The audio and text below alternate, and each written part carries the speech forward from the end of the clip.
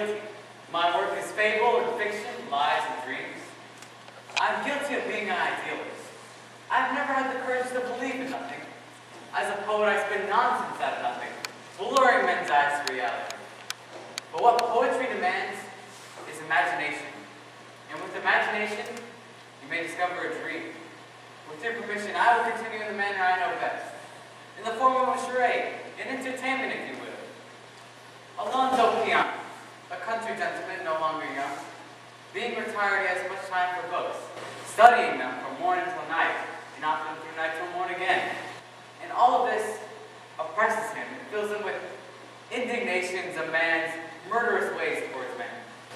He ponders the problem, how to make a better world where evil brings profit and virtue not at all.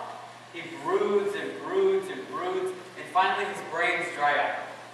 Enchantments, quarrels, battles, challenges, wounds, ruins, loves, and agonies, and all sorts of impossible nonsense possesses his mind, where he starts to believe that these fictions that he had read were truer than any reality. He lays down the melancholy burden of sanity and conceives the strangest project ever imagined, to become a knight errant and sally forth and roam the world in search of adventure. Ah, the golden age of chivalry. But men were something more than just that. One should not dissipate one's life and live contented in a quiet chamber. I will revive the age of chivalry. Once attaining his great-grandfather's long-forgotten rusty in armor, he persuades his neighboring friend, Sancho Panza, a poor country laborer, to be his squire, and selects an ancient cart steed called Rosinante. With these preparations made, he seizes his lance. No longer will it be plain old Alonzo Piana, but a dauntless knight, known as Don Quixote de la Mancha.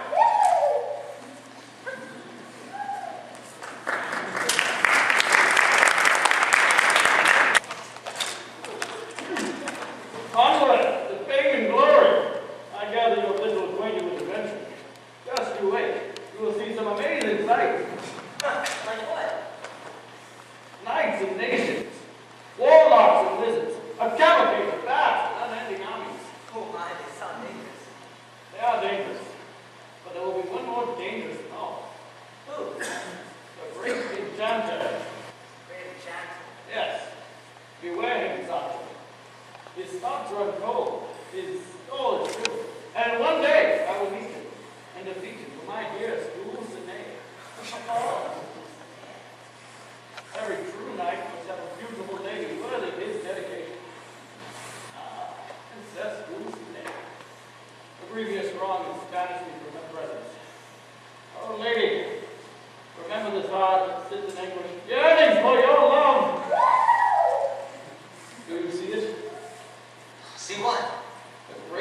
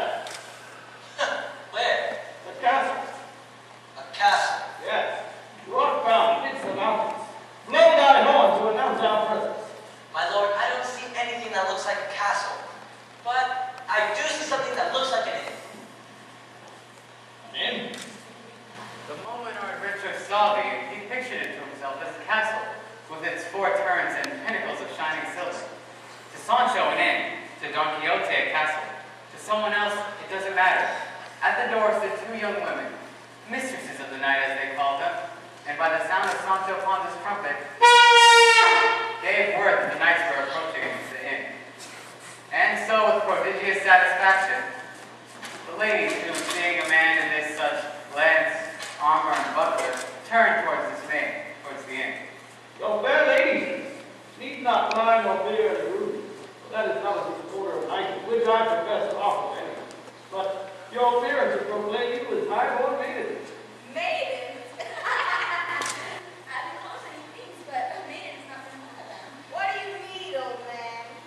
Honesty becomes from that. I say not to tame nor anger, but my only wish is to serve you.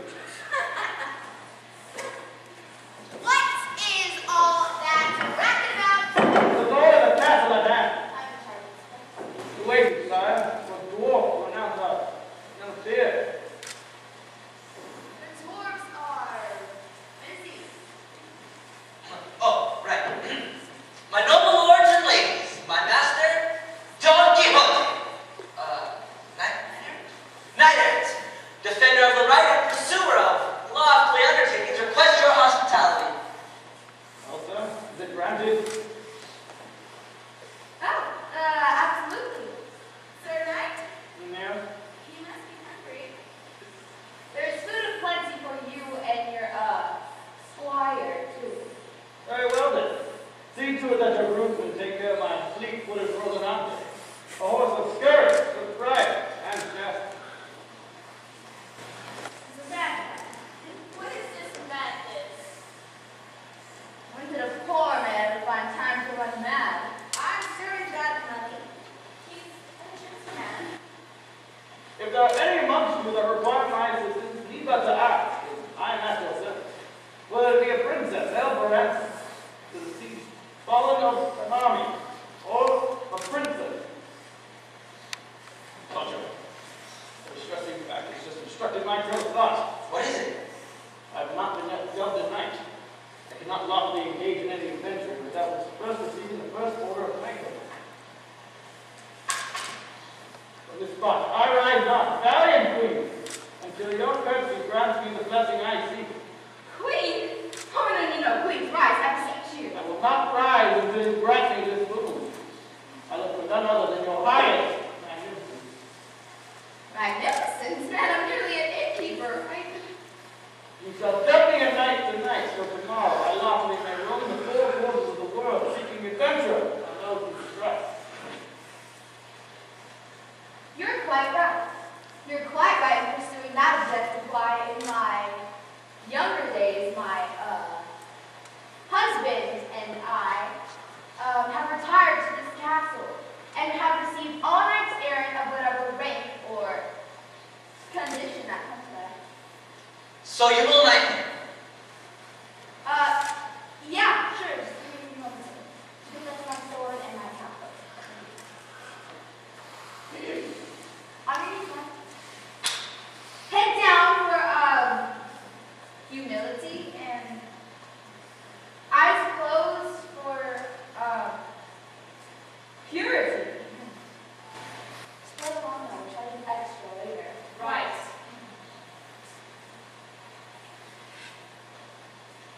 May you reign on the night, and may you have much success in life. I dub thee, Don Quixote. Don Quixote de la, Mancha.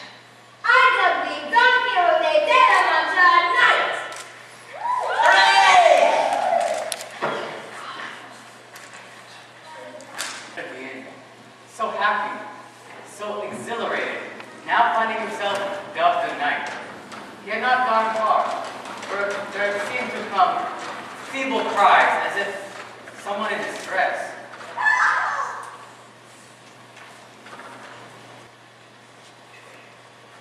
Master, these screams come no doubt from a man or woman in needing of your help and protection. Don Quixote turned Rocinante from whence the cries came. They have gone but a few paces into the wood, where they have noticed a youth of about 15 years of age. Nor were they without cause, for a farmer following up every blow with scolding. Keep your mouth shut and your eyes open. This courteous knight, it ill becomes you to assail one that cannot defend himself. Mount your steed and take your sword. Sir Knight, this youth that I am chastising is my servant, employed by me to watch a flock of sheep that I own. And she is so careless that I lose one every day. When I go to punish her for her carelessness and knavery, she says I do it out of stinginess. You are! To avoid paying the wages that I owe her. For my soul she lies. Eyes before me, face it, clown. I have the mind to run you through with this sword. Now pay those with it once without another word, or I will annihilate you on this very spot. You owes me sheep. Will you at least let her pay for my losses in money? The youth owes you nothing. It is you who should pay her for the damages you have done to her body. The problem is, Sir Knight, that I have no money with me here now. If you let her come home with me, I promise, I will pay all. No, please! Don't let me alone with him! One time alone, he'll beat me like a mule! He will do nothing of the kind, for as he has sworn to me by the order of knighthood, I have set him free. And he promised you the wages he owes. Consider what you're saying, senor. For my master is no order of knighthood. It's Juan Howoldo, the rich Prince Nar. That matters little. What if he refuses to pay me the wages of my sweat and labor? I will not refuse you, dear child.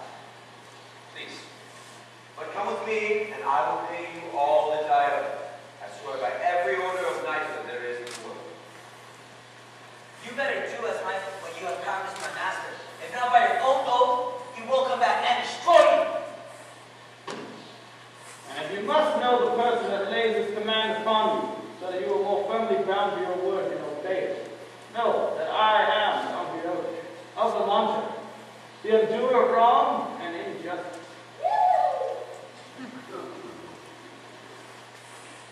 Come, child. I may pay you what I owe you, as that undoer of wrongs is commanded. Obey the command of the good knight. He will 1,000 years for his valiant and just, and not do as he has sworn. He will come back and do as he promised.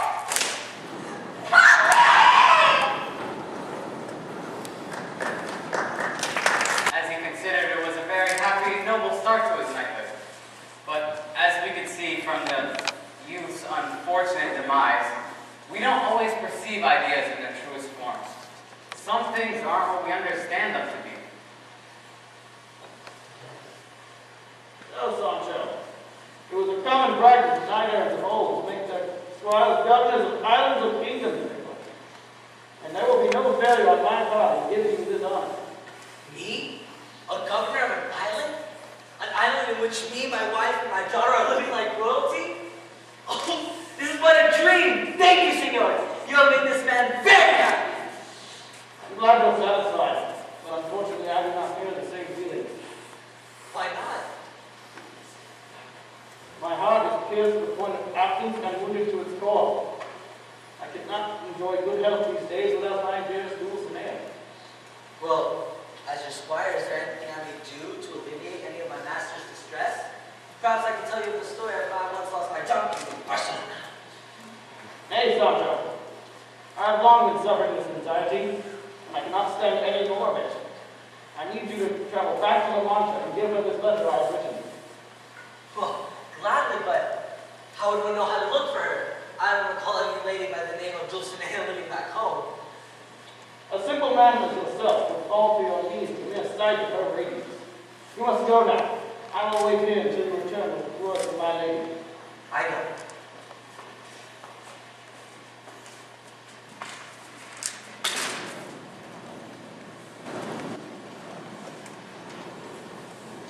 Meanwhile, back in La Mancha, the concerned friends of our dear knight, the local priestess and barber, have initiated actions set forth to prevent further pursuit of knight-errantry.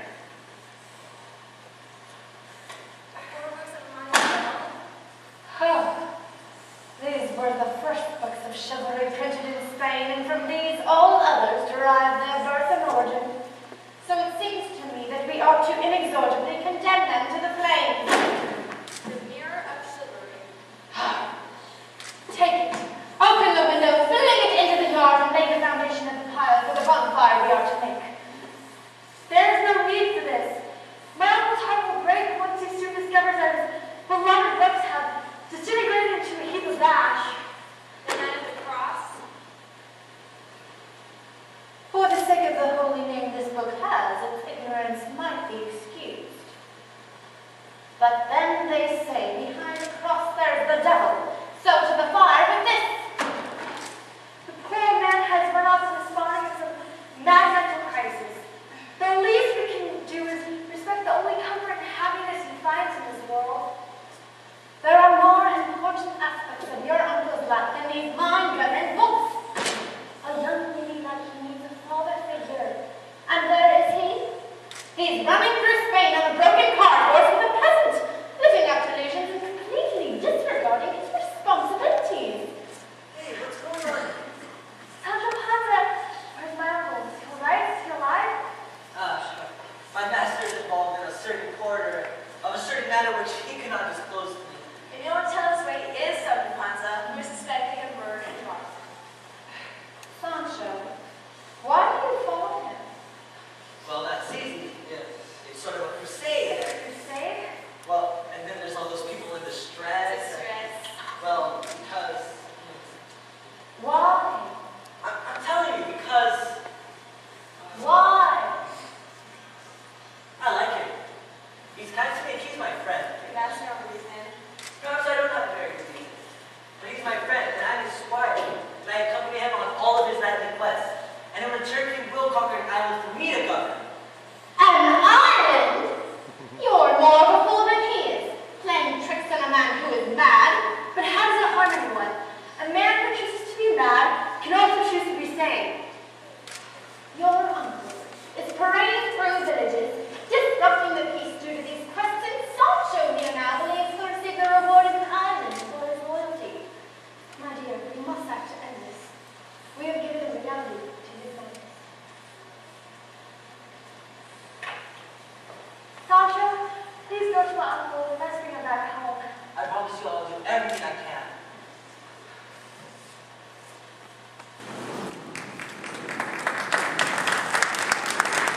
Mancha was in a fever to get his master back home to La Mancha. On the road to where Don Quixote remained, the simple Sancho decides to conceive of the crafty idea of capturing and adapting his master's eccentricity for the benefit of their homecomers.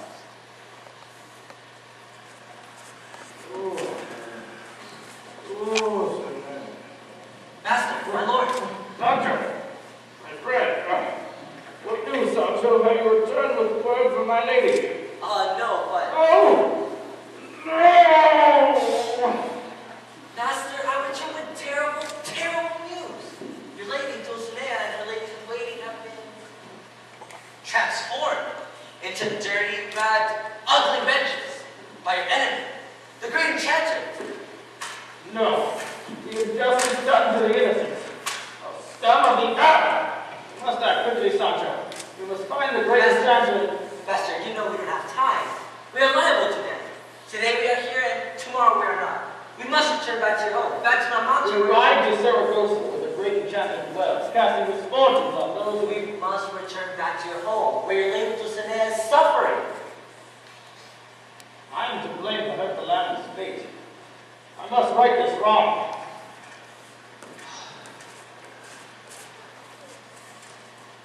Dejected beyond measure, Don Quixote pursued his journey, reflecting in his mind the cruel trick the enchanters had played on him, thinking of ways of restoring her to original form.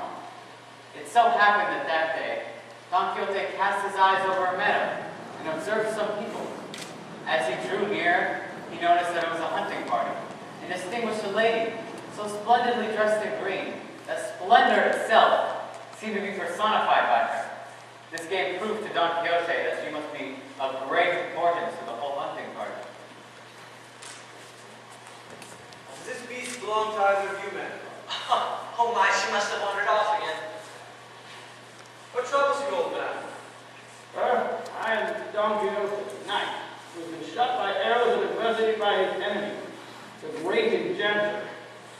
He has deprived me of happiness by transforming my Dulcinea into a physical sentiment of ill-favored and wildebeest.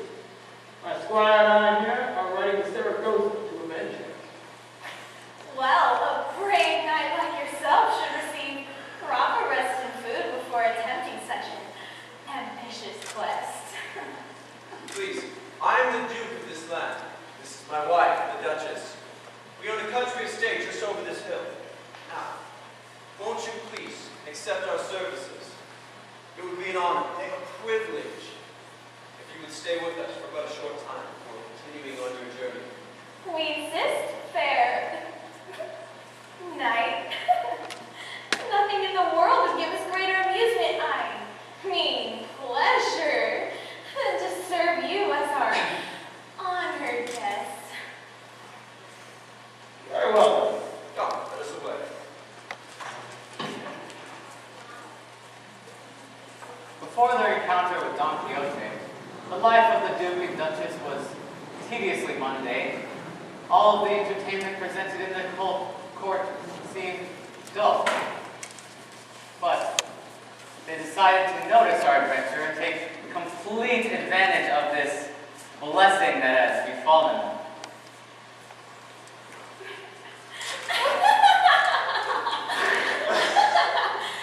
Don Quixote or Don Simpleton, whatever his name is, cannot imagine he's such a blockhead as your excellency discovered him to be. We must keep encouraging him to go on with these follies. Please, I cannot bear to hear any more singing of traveling minstrels. But this is grand. If Don Quixote truly is mad, crazy, and cracked, and Sancho Panza, his squire, knows it, and notwithstanding follows him, trusting his empty promises, well, it stands to reason that he's even more cracked and silly than his master. We've struck entertaining gold with these two. Really? Come, dinner awaits us, my lords.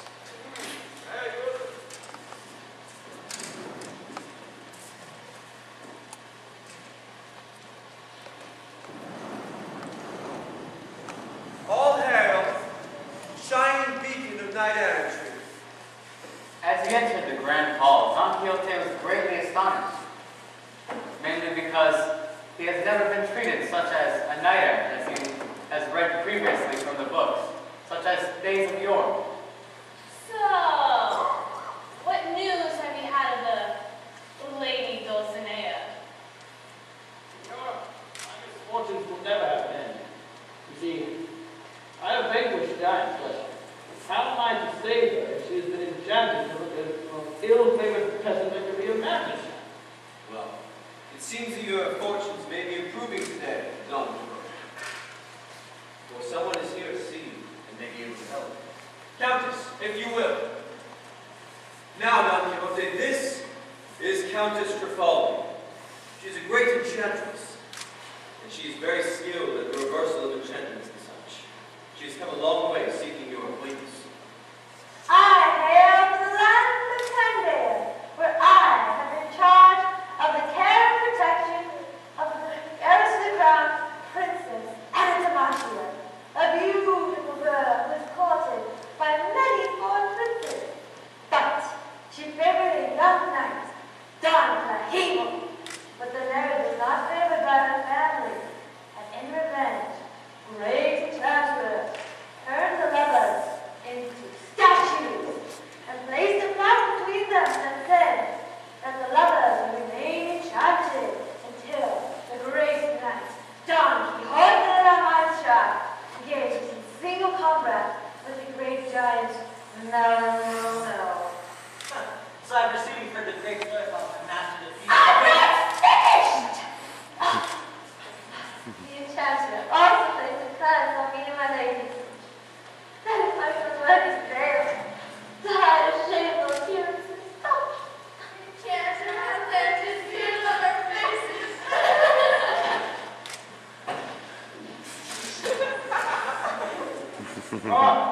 I, Don Quixote, vow to aid you in this distressed time.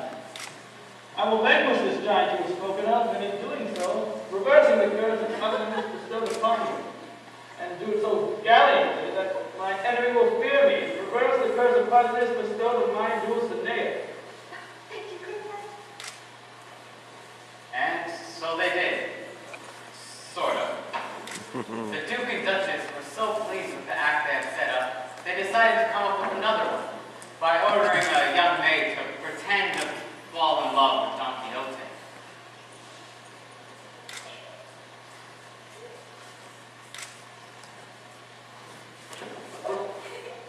Away! That's tonight. Get off of him. He's a pagan man. Don't get yourself involved in stuff like that, don't you? Madam, please. A knight as myself thinks that it is loyalty is only to Dulcinea, and her alone. It's the highest price I can give to her. But as loyalty to the figurative Dulcinea proved unyielding, our concerned squire grew more and more anxious as each day passed. He decides to write a letter to his wife, Teresa, detailing their adventures.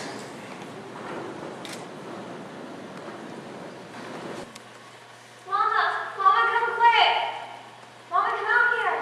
What? Get a letter from Father. Essential? It was, I think, an estate of a Duke and Duchess in Saragossa. And he's become the governor of the island?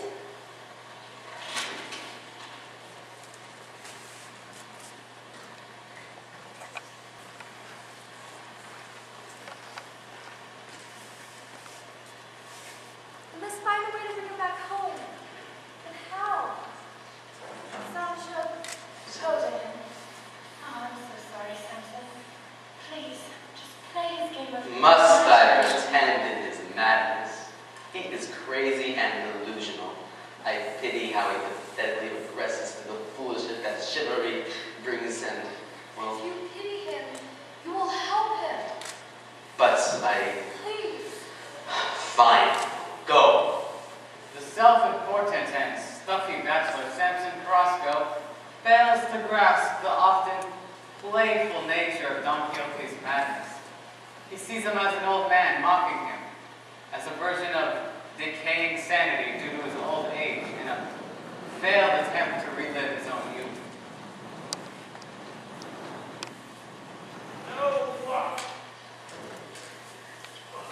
Master, come quickly. There's a man here challenging your knighthood. I am the Knight of the White Moon. I have come to prove the might of my arm in battle and make you admit that my lady, whoever she may be, is incomparably fairer than your Dulcinea del Toboso. And if you admit this fairly and openly, you shall save yourself from death and save me the trouble of inflicting it upon you. And if I vanquish you, I demand no other satisfaction than you quitting the life of quest and adventure to retire to your home to live in peace and quiet. And if you vanquish me, my head will be at your disposal. Knight of the White Moon, huh? I very much doubt you've even seen the illustrious Dulcinea.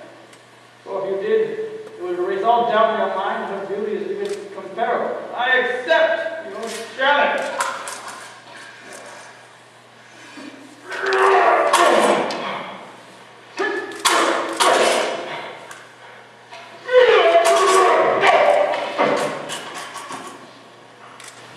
You are dead, Sir Knight. Vanquish unless you admit the conditions. Dulcinea del Toboso is the fairest woman in the world, and I am the most unfortunate knight. It's a shame that this truth must come to pass because of my defeat. The knight, you have taken my army. Now take my life. You are not fit for knight errantry, old man. Go home. Master, are you all right? Leave me alone, Sancho. I am old. I am tired.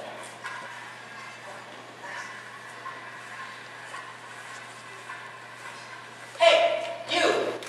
Do you know what you've just done? You have just destroyed the spirit of a man who's done nothing but good. I know. I am Samson Carrasco. I'm from the same village of Don Quixote of Mancha, whose craze and folly make all who know him feel pity for him. And I am one who has felt it the most. I felt his best chance for recovery lying in the quiet of his home, and as he follows the law of knight errantry, he will no doubt follow the injunction I have laid upon him. I implore you not to tell him who I am, so that my honest endeavors may be successful, and that a man of excellent wits, whose mind was poisoned by chivalry, may be healed.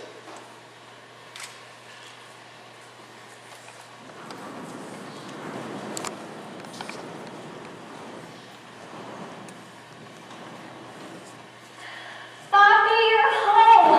Oh, you're beautiful. I missed you. It's so good to have you back. So good to be together again.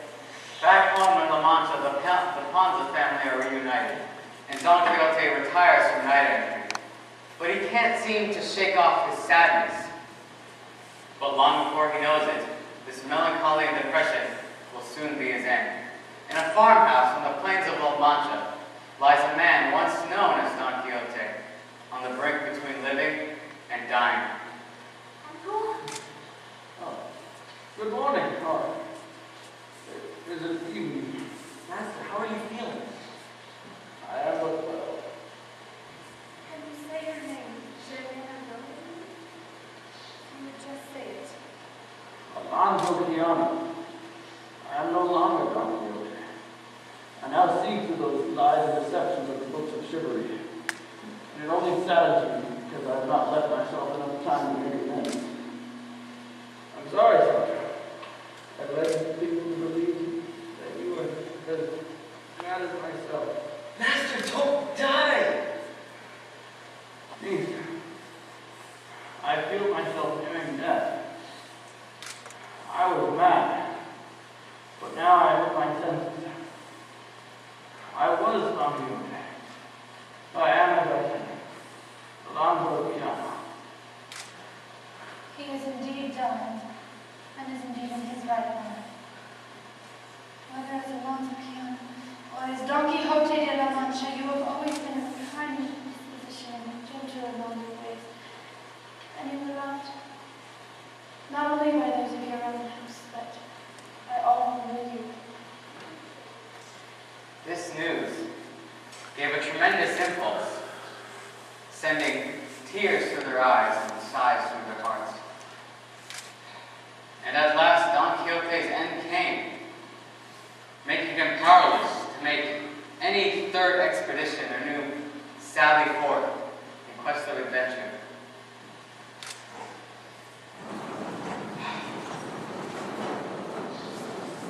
There is a difference between reality and illusion. A man has to come to terms with his life as it is. I've seen men in their last moment. These were men who lived life as it is. But I've seen them, yet dying, despairing. No glory, no brave last words, only their eyes, filled with confusion, asking why. Not asking why they were dying, but why had they ever lived? Who's to say where madness really lies? Maybe being too practical is madness. Maybe surrendering your own dreams is madness. Maybe looking for treasure where there's only trash is madness. Maybe too much sanity is madness. But the maddest of all is seeing life as it is and not as it should be.